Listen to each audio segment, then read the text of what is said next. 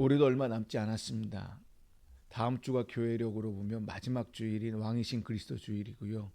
11월 마지막 주일부터 주님의 오심을 준비하는 대림절이 시작됩니다. 엄밀히 말해 대림절은 교회력으로 보면 새로운 한 해의 시작을 의미합니다. 그렇다면 올해 얼마 남지 않은 이 기간 동안 우리는 무엇을 해야 할까요? 이 기간 동안 저와 여러분이 거룩한 삶이 무엇인지 묻고 답을 찾는 시간이 되었으면 좋겠습니다. 그 첫 번째로 모든 것을 하나님과 관련시켰으면 좋겠습니다. 오늘 본문은 1절만 읽었지만 18절까지 연결되는 본문입니다. 1절부터 18절까지 예수님은 세 가지의 경건 생활을 얘기하고 있습니다. 구제, 기도, 금식, 이 세 가지에 대해서 말씀하고 있습니다. 구제, 기도, 금식은 의롭게 되는 길로서 특히 바리새인들이 의롭게 여기는 행위들입니다. 이것을 이렇게 해석할 수 있어요. 마음을 다하고 목숨을 다하고 힘을 다하여 내 하나님을 사랑하라는 계명과 연결시킬 수 있습니다. 그런데 마음을 다하고는 기도와 관련되어 있는 거고요. 목숨을 다하고서는 금식과 관련되어 있는 거고, 힘을 다해서는 구제와 관련시킬 수 있다는 것입니다. 바리새인들이 이런 행위를 통하여서 하나님을 사랑하는 순수한 동기가 아니라 사람들에게 칭찬받는 행위로 자기네들이 규정해 놨다라는 거예요. 그러나 예수님의 제자들 그리스도인들은요, 오늘날 저와 여러분은 하나님께 보이고자 선을 행해야 된다는 것을 예수님은 1절부터 18절까지 우리에게 가르쳐주고 있다는 것입니다. 여러분, 구제, 기도, 금식, 이 세 가지는 주전 2세기 중반에 경건 운동이 이렇게 붐이 일어날 때 만들어진 내용들이에요. 구약에도 없는 내용들입니다. 예수님이 당시 많은 서기관과 바리새인들은 그들의 생활 가운데에 신앙생활, 이 경건생활을 위하여 행했던 중요한 종교적 행위들을 이 세 가지로 규정해놨다는 것입니다. 주전 150년경에 쓰여진 외경의 한 권인 토비서 12장 8절 말씀에 보시게 되면 이렇게 기록되어져 있습니다. 옳지 못한 방법으로 부자가 되는 것보다는 진실한 마음으로 기도드리고 올바른 마음으로 자선을 행하는 것이 더 좋습니다. 라고요.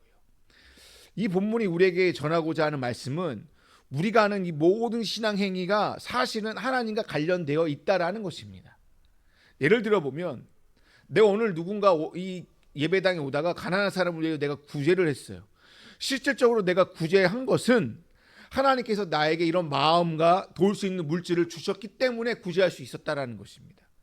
기도는요, 더욱 우리의 행위가 하나님과 관련되어 있다는 것이죠. 금식도 마찬가지고요. 우리가 금식하는 가장 중요한 이유는 무엇입니까? 나의 죄악을 내려놓기 위하여, 나의 서원을 하나님께 드리기 위하여, 아니면 하나님만 바라보기 위하여 금식을 한다는 것입니다. 이처럼 구제, 기도, 금식 모두가 실질적으로 하나님과 밀접한 관련 속에서 행해지는 신앙적인 행위라는 거예요. 그렇기 때문에 예수님이 이러한 신앙적 행위들이 하나님과 관련되어 있어야 한다라고 우리에게 가르쳐주고 있다는 것입니다. 또한 이것들이 하나님과 관련되어 있기 때문에 하나님께서 상 주신다라고 되어져 있어요. 그러므로 우리는 먼저 하나님과의 관계를 바르게 회복해야 되는 줄로 믿습니다. 어쩌면 사람들과의 관계를 통한 신앙행위에 대한 마음의 만족, 신앙행위를 통하여 내 안에 있는 만족은 인본주의에서 비롯된다는 것입니다. 우리가 하는 모든 신앙의 삶의 행동들 또는 신앙의 삶이 하나님의 관계 안에서 재정립되어야 되는데 우리는 그러지 못하고 내 마음, 사람들에게 보여지는 눈에 그 인본주의에 입각해서 신앙생활 할 때가 너무나도 많이 있다는 거예요. 올해가 얼마 남지 않았습니다. 이 기간 동안 우리가 해야 되는 이 신앙적인 행동과 삶이 인본주의에 입각하여 사람 중심, 사람 관계를 통한 신앙적 행위가 아니라 십자가 앞에서 행해지는 신앙의 행위가 되기를 주님 앞에 서원하기를 소망합니다. 두 번째로, 주님께서는 무슨 일인지 사람에게 보이기 위한 것을 먼저 회개하라고 말씀하고 있습니다. 아까 읽었던 1절 말씀입니다. 사람에게 보이려고 그들 앞에서 너희 의를 행하지 않도록 주의하라. 그리하지 아니하면 하늘에 계신 너희 아버지께 상을 받지 못하느니라. 유대인들, 경건한 신앙인들이라면 구제, 금식, 기도를 다 했습니다. 유대인들은 이 세 가지를 행하여 의라고 정리해놨습니다. 그런데 문제는 이 세 가지 동복을 하는 데 있어서 하나님 앞에서 하기보다는 아까 본문에 읽었던 것처럼 사람들에게 잘 보이려고 이 세 가지를 하였다라는 거예요. 그때 예수님 뭐라고 얘기했냐면 사람들에게 보이려고 그들 앞에서 너희 의를 행하지 않도록 주의하라라고 엄히 경고하고 있다라는 것입니다. 여기에서 너희 의 말하는 의를 독일어 성경에 보니까 경건이라는 단어로 번역해놨다는 거예요. 그러니까 마태복음 6장에 나오는 구제, 기도, 금식 이 세 가지는 하나님의 백성으로서 우리가 살아가야 될 경건의 삶을 해야 될 신앙적인 의로운 행위들이라는 것입니다. 그러니까 결국 의로운 행위가 경건한 행위가 같다라는 것입니다. 근데 하나님은 이 의로운 행위를 하기 위하여 주의할 점이 아까도 읽었던 것처럼 사람에게 보이려고 그들 앞에서 너희 의를 행하지 않도록 주의하라. 근데 너희 의를 행하지 않도록 주의하라는 이 단어 앞에 수식어가 두 개가 붙어져 있어요. 사람에게 보이려고 하나, 그들 앞에서, 다른 말로 말하면 사람들 앞에서 이 두 가지가 붙어 있다는 것입니다. 이 두 가지 중에 무엇이 문제일까요? 사람에게 보이려고 우리의 의를 행하는 것이 문제일까요? 아니면 사람들이 보는 앞에서 우리의 의를 행하는 것이 문제일까요? 아니면 이 두 가지 다 문제일까요? 먼저 사람에게 보이려고 하는 의는 외식이라고 성경은 지적하고 있습니다. 여기에 쓰여지는 보이려고라는 이 단어가 헬라어로 보니 사람들 앞에서 연극처럼 행해다라는 거예요. 그러니까 배우, 탤런트처럼 이렇게 무슨 연기를 하는 거를 누구에게 보이려고라는 헬라어 단어라는 거예요. 그리스도인들은 종교적 행위가 극장의 쇼나 연극처럼 행해서는 안 된다는 것입니다. 어떤 농부가 늘 기도책만 의존하여 기도를 했다고 합니다. 그런데 어느 날 기도책을 안 가지고 와서 하루 종일 기도할 수 없었다고 해요. 저녁이 되고 시간이 다 끝나가는데 기도를 하지 않아서 뭔가 찜찜한 거예요. 하나님께 에라 모르겠다 기도를 했습니다. 하나님, 저는 오늘 아주 바보 같은 짓을 했습니다. 아침에 집에 나올 때 기도책을 놓고 나왔지 뭡니까?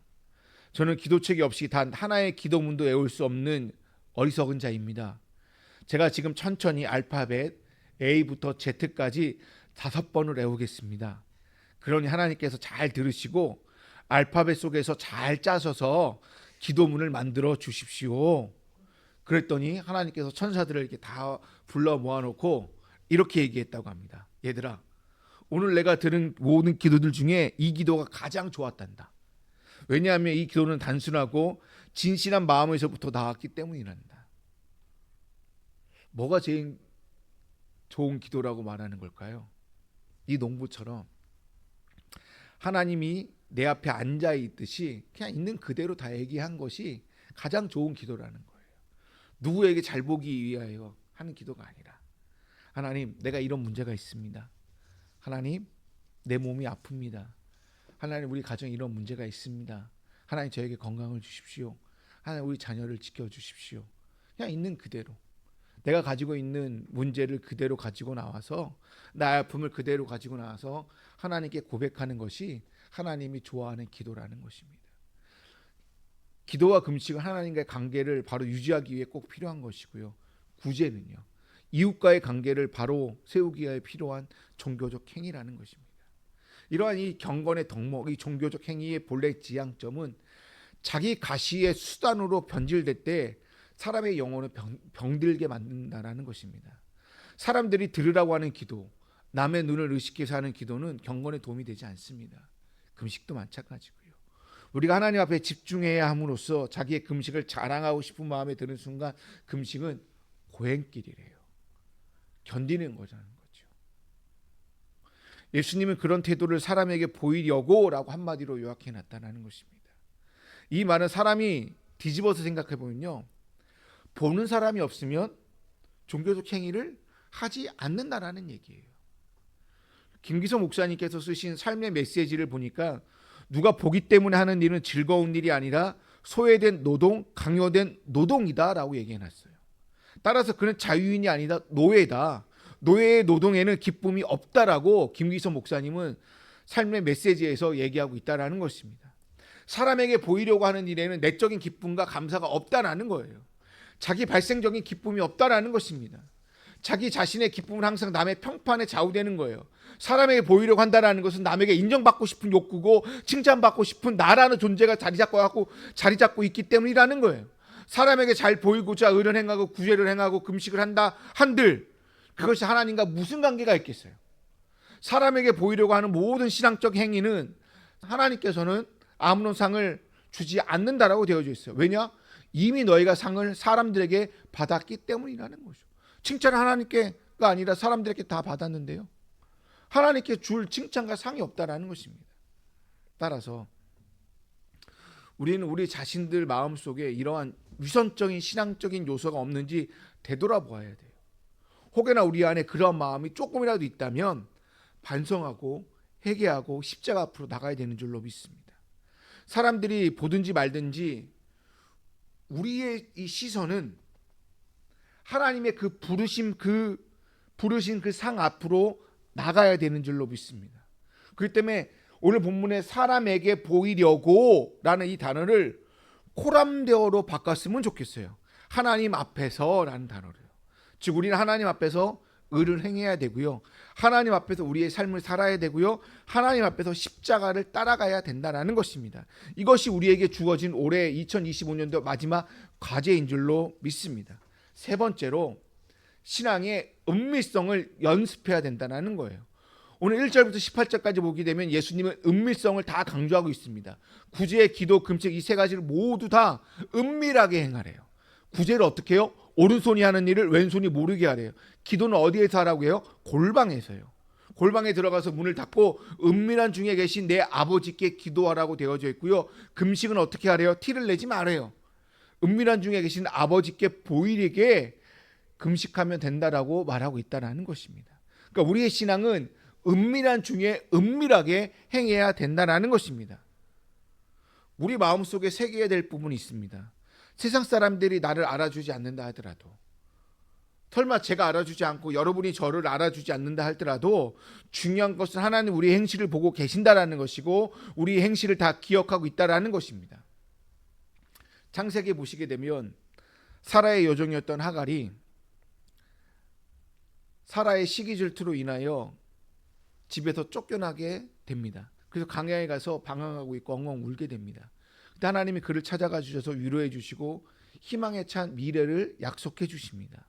감격한 하갈은 그 하나님을 만나게 될 때 그 하나님을 뭐라고 얘기했냐면 엘로이라고 얘기를 해요. 보시는 하나님이라고요.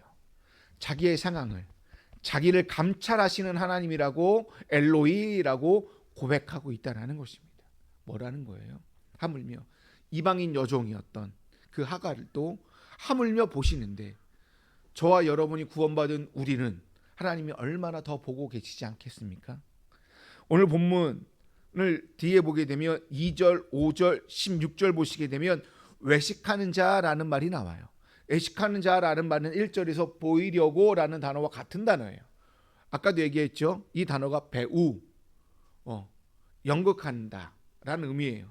이 단어가 외식한다라는 것은 배우들이 마치 다른 사람인 것처럼 연기하듯이 실제 자신의 모습과는 다른 행동을 하는 것이 외식한다, 보이려고 한다라는 의미입니다. 한마디로 겉과 속이 다르다라는 거예요. 바리새인들의 기도가 그랬다라는 거예요. 그들의 기도는 정한 시간, 정한 내용, 바른 자세로 기도했기 때문에 겉으로 보기에는 되게 완벽한 기도자의 모습처럼 보이지만 하나님을 향한 기도가 아니라 사람들에게 보이기 위한 기도였고 의였고 경건성이었다는 것입니다. 우리가 여러 번 이 말씀을 살펴봤는데요. 누가복음 18장 11절과 12절에 있는 말씀입니다.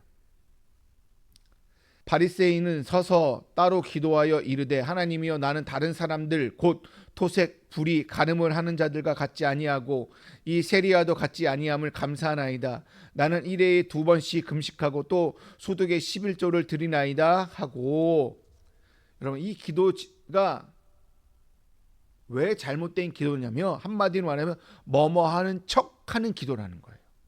거룩한 척, 기도 많이 한 척, 구제 많이 한 척, 신앙생활 잘하는 척하는 기도라는 거예요. 따라서 우리들 마음에는 그렇지 않았으면 좋겠습니다. 겉으로만 그러한 것처럼 행동하는 것이 아니라 그냥 속사람이 그랬으면 좋겠다라는 거예요.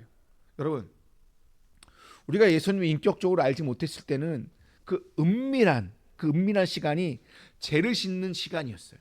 근데 내가 예수님 인격적으로 만나고 예수님을 알고 내가 구원을 받고 난 뒤에 은밀한 시간은 하나님과 은밀한 은혜의 시간을 나누는 시간으로 바뀌어야 된다는 것입니다.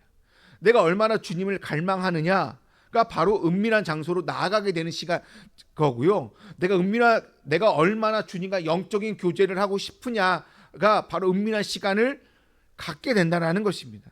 이러할 때 우리는 보좌 앞에 나가 은밀하게 경험하는 나만의 하나님을 경험하게 된다는 것입니다. 올해 이제 얼마 남지 않았어요. 은밀하게 하나님 앞에서 코람데오 했으면 좋겠습니다. 그래서 제가 5가지를 요약해놨습니다. 첫째, 매일 일정한 시간 성경 말씀을 통해 주님의 자비와 은혜를 묵상했으면 좋겠습니다. 두 번째, 매일 자신의 삶을 돌아보며 반성하고 용서를 구하고 감사하는 성찰의 시간을 가졌으면 좋겠습니다. 셋째, 악한 습관 한 가지를 고치기 위한 결심을 세우고 구체적으로 실천하십시오. 넷째, 가난하고 고통받는 이들의 현실에 관심을 가지고 그들에게 손을 내미십시오. 다섯째, 성도로서 의무에 충실하시기를 바랍니다. 이 5가지를 한마디로 요약하면 God is looking at you. 하나님이 당신을 지켜보고 계십니다. 하나님이 당신을 지켜보고 계십니다. 라고요. 바로 이런 마음, 이런 정신으로 산다면 우리 모두는 참된 신자의 삶이 될 줄로 믿습니다. 다윗이 그러했고요. 수가성 여인이 그랬고요. 세리마태가 그러하였고요. 사도 바울이 그렇게 살았습니다. 우리 종교개혁자 깔뱅이 그랬고요. 깔뱅이 삶의 원리를 한마디로 요약한다면 코람데오, 하나님 앞에서, 하나님의 존전, 하나님의 앞에서라는 마음으로 살아갔다는 것입니다. 이렇게 살아가는 사람들의 특징이 있어요. 솔직해요. 진실해요. 단순해요. 그리고 말을 많이 하지 않습니다. 이런 사람들은 기도가 솔직하고요. 단순하면서 직설적으로 하나님 앞에 말한다는 것입니다. 이런 사람들은 구제를 자기가 나타내지 않고 소리 없이 하는 사람들이에요. 이런 사람들은 자신이 망할 죄인이라고 여기면서 남을 자신보다 낮게 여겨준다는 것, 남을 더 좋게 여겨준다, 남을 더 세워준다는 것입니다. 여러분, 이사야는 하나님 앞에 설 때 자신을 망할 자라고 고백했습니다. 다윗은요, 하나님 앞에 설 때 자기는 계명을 범한 망할 죄인이라고 고백했다는 것입니다.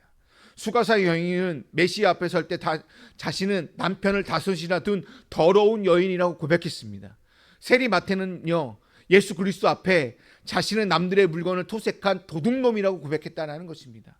사도 바울은요, 부활의 주님 앞에 설 때 자신은 개인 중에 개수라라고 고백했다는 것입니다. 이제 말씀을 저는 마치겠습니다. 여러분, 오늘 빼고 올해가요 45일 남았습니다. 한 달하고 보름 딱 남았습니다. 이 시간 동안 하나님께서 우리를 다시 부르는 시간이라고 저는 생각합니다. 우리로 하여금 다시금 하나님께 돌아서는 시기가 되었으면 좋겠습니다. 하나님께서 우리를 다시 회복시켜 주시기 위해 시간을 생각하시면서 종교생활, 믿음의 길을 걸어가셨으면 좋겠습니다. 그래서 오직 하나님께만 보이려는 코람데오, 신앙의 삶을 살아가는 저와 여러분이 다 되시기를 주님의 이름으로 축원드립니다.